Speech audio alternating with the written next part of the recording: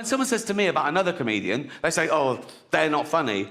Even if I agree with them, I stand up, I say, well, you can't say that. You've got to say, you don't find them funny, you know? And I hate it when people say, that joke was offensive. I gotta say, no, you've got to say, you found it offensive. Because it's all about feelings, and feelings are personal. And there's loads of types of comedy, and comedy evolves, you know? There's a new type of comedy at the moment called woke comedy, right?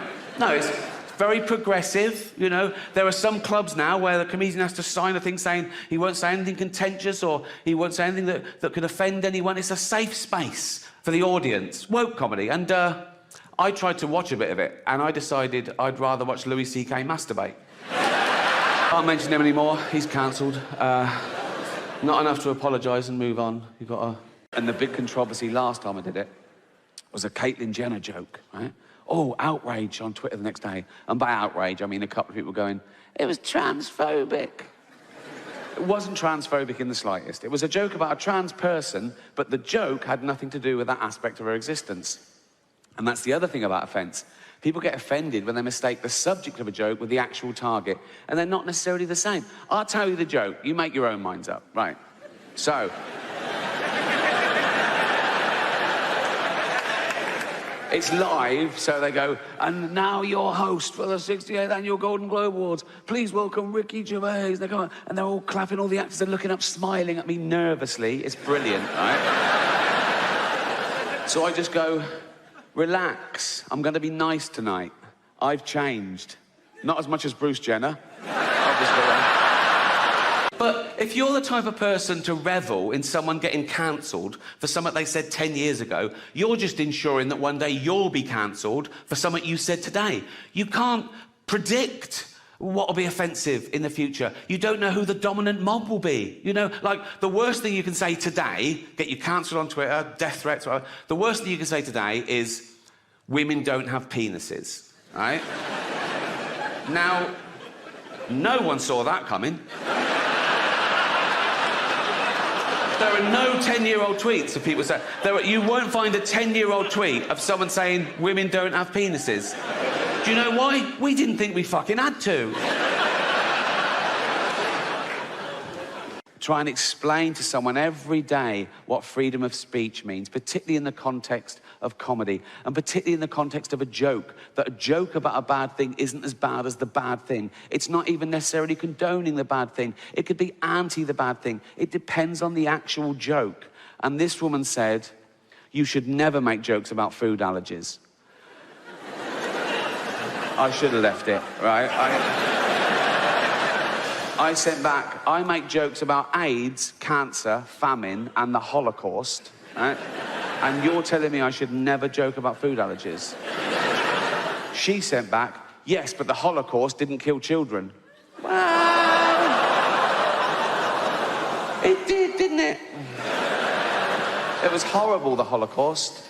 Some would say as bad as food allergies. Oh, women. Not all women. I mean the old-fashioned ones. You know, the old-fashioned women. Oh, God. You know, the ones with wombs. Oh. Those fucking dinosaurs. Oh. No, I love the new women. I know the new women. They're great, aren't they? You know, the new ones we've been seeing lately. The ones with beards and cocks. They're as good as... They're as good as gold. I love them. No, it's the old-fashioned. And now the old-fashioned, they go like, oh, they want to use our toilets. Why shouldn't they use your toilets? For ladies. They are ladies. Look at their pronouns. What about this person that isn't a lady? Well, his penis. Her penis, you fucking bigot.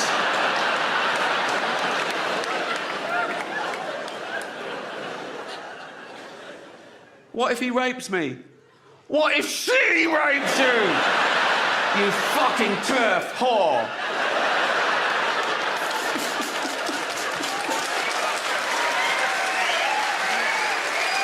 Welcome to my show.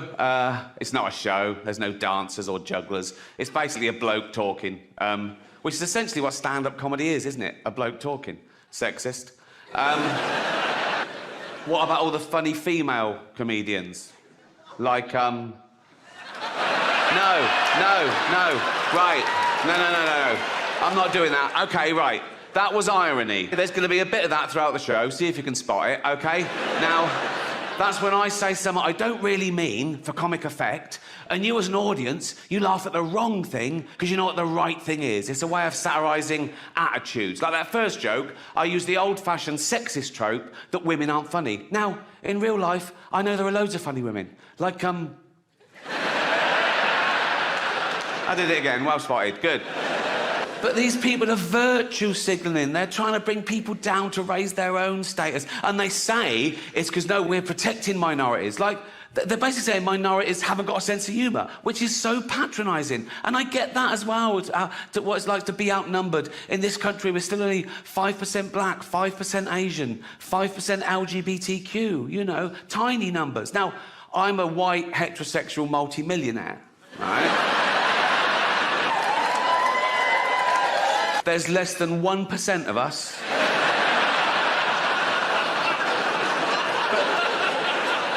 Do I whine? No. Do I don't mind. I just get on with it. Come on, Rick. Come on, Rick.